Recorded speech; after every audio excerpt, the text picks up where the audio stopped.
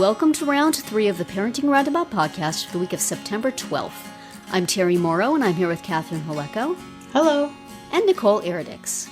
Hi there. We're moms of teens and young adults, and when it comes to parenting, we've been there, done that, bought the t-shirt. But we're still waiting for that day when we'll reach the finish line and have no further need to lay down in a dark room with a wet rag over our eyes, worrying about something or other. Wednesday is complaint day here on Parenting Roundabout, and today we are complaining once again about household disasters. Nicole, during your absence, Catherine and I had many appliance stories to tell. It seemed like we were doing Tag Your It with the appliance breakdowns. So now that you're back, it can be you. What's happening in your house? It's your turn to have things go wrong. Yeah, and it's so, I had brought that topic up yesterday, and then lo and behold, at 2 a.m. last night, when I couldn't fall asleep, I was lying in bed, lying there, and I'm like, I'll get up and get a glass of water. Okay, on one hand, it would have been nice just to, not do that and be naive about what was happening downstairs, the impending doom and disaster that I was about to face. It would have been just better to go back to bed and, deal with it this morning. But I'm thankful that I didn't, because it would have been just an utter nightmare because, it already was. I went down there and I get my glass of water. I don't turn on the lights, of course, because, I'm just going to get a glass of water. And then my cat comes up and starts meowing. I'm like, I'll get you a treat. So I open up the pantry door. It's still dark. And I, find her treats and put it on the floor. And usually I just kind of sit there and wait because the other cat will come along and try and steal the treats. Mm-hmm. So I usually kind of wait and guard her treats for her. And then I give the other cat treats too. I don't deny treats. Anyway, but she wouldn't eat them. And she was looking at the floor and looking around and looking at her treats. I'm like, what's going on with you? Why aren't you eating your treats? Okay. And so I go turn on the light. Literally, the floor is moving. It is crawling with ants. Oh my Lord. They had... And I should have known better because this happens every year around the same time. It's the end of the summer months, and it's super hot and just awful. The weather's just awful, and so the ants are just over it. So they are coming in and looking for whatever. Right. And we live, in an old orange grove, and so there's just ants everywhere. Anyway, so all outside, and then they come inside during this time of year. But oh my gosh, I opened up the pantry and they had found the cat food. They were everywhere. So I'm like, I'm not dealing with this alone. I'm waking up my husband. Normally I'd be like, he's got to work tomorrow. I'll just, deal with it, whatever. I mean, I have to work too, but I work from home, so a little bit different. I'm a little bit more flexible in my schedule. And so I go wake him up, and we were cleaning up for well over an hour, just trying to because it's in our pantry, right? And so there's just trying to deal with the food, and it was just awful. Was there a culprit, like a sticky bottle of honey or something? Dog food. No, sorry, cat food. Cat food that they were going for? Cat food. And the cat food was in a container, like a plastic container, and they had crawled up into the container. Oh, golly. Yes. Oh, my word. And we had thought, we've been battling them all summer outside because we leave a little dish of cat food outside for our outdoor cats. Yeah. And so we've been trying to figure out ways to do it. And yesterday, actually, in the afternoon, I finally succeeded in creating this little, rigmarole thing that keeps the ants away. Mm-hmm. I think they got mad and took revenge. Yeah, they're like, we're going in. This is war. Yeah, this is war. You cut us off of our food source outside, we're coming inside. Yeah. So anyway. Golly. That's so upsetting, just to come upon this moving mass. Yeah. And you can't not do anything about it. You can't just turn off the light and go back to Ignore bed. it. Right. Yeah. Because you will not be sleeping if you to do that. And so I'm like, so we cleaned everything up, and I went and we go back to bed, and then, because I, of course, just laid there for the rest of the whatever portion of the sleeping time. Yes. Because just thinking about it, of course, I didn't fall asleep till like 6:30 a.m. And then my husband got up to get ready for work, and yeah, I could hear him vacuuming. I'm like, oh my God, the ants are still there. Yeah. Because I had this ant bait. It's really good ant bait, but I was hoping it would have taken care of them by then, but nope. So they were still What does invading. not kill them makes them stronger. Now they're bionic. Honestly.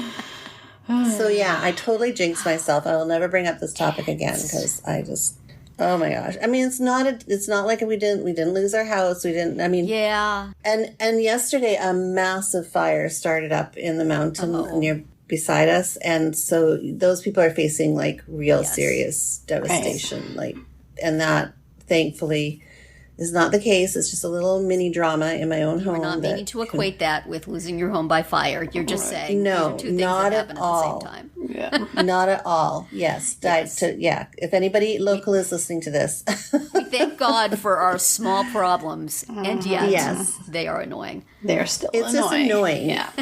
But yes, I am very concerned about what is going on in the hillside beside us. But yeah, so that's my little drama of late. Reminds me of when I was in college, we had an apartment. This was in Isla Vista, just off the UC Santa Barbara campus. And one morning we came out and the kitchen had a super highway of ants going from one place to another, just a circle, a constantly moving circle, into the cupboard for the sticky honey. That's why I asked about culprits before, because that was what we blamed the ants on, and whoever had left the honey that way was in trouble, but nobody was fessing up. Yeah. And then down through the sink, and then up across the counter, and then down across the floor, back up to the pantry. And it was impressive if it hadn't been so. Right. That happened one time. This was when my parents lived in Northern California, and I was like there for the summer or something, and I must have been like watering plants or feeding the cat or whatever at a neighbor's house. And I went there, and there was a line like that of ants, like from outside to inside. And they wanted water. So they were going to the bathroom, actually. Like through the whole house, this line that just like, and it's like you have to stop for a moment and admire. Yes. And then you get out the spray and the hot sponges with hot water, and you clean it all up. Yeah, and of course I had to clean it. I was in charge of this house, so I had to clean it up. So good times. Yeah. Good times. Oh man. Fortunate now. I'm going to jinx myself. Haven't had any. The most home disastery thing we've had is flooding basements at our own old house, which I think Catherine and I were talking about. And that's just, you wake up and you go downstairs and there's a foot of water and you're like, oh crap, and you get out the wet vac and you dry everything off and hope it doesn't rain again the next day. Right. And we had a burst water heater, I think, in our current house, and it was the same thing. It's just like, welp. Yeah. This is where my evening is going. Exactly. Yes. Had other plans, but okay. Just return to our discussion of the beer bottle explosion in our... Yes. Oh my. Yeah, we didn't have anything that impressive. Yeah. It was just water. It was just water. It's just that, you have to drop everything and deal with it. Yes. That's what happened to you, Nicole. You're like, well, I was trying to sleep, but okay. Totally. Yeah. Yeah. Yeah. Now my whole morning is thrown off.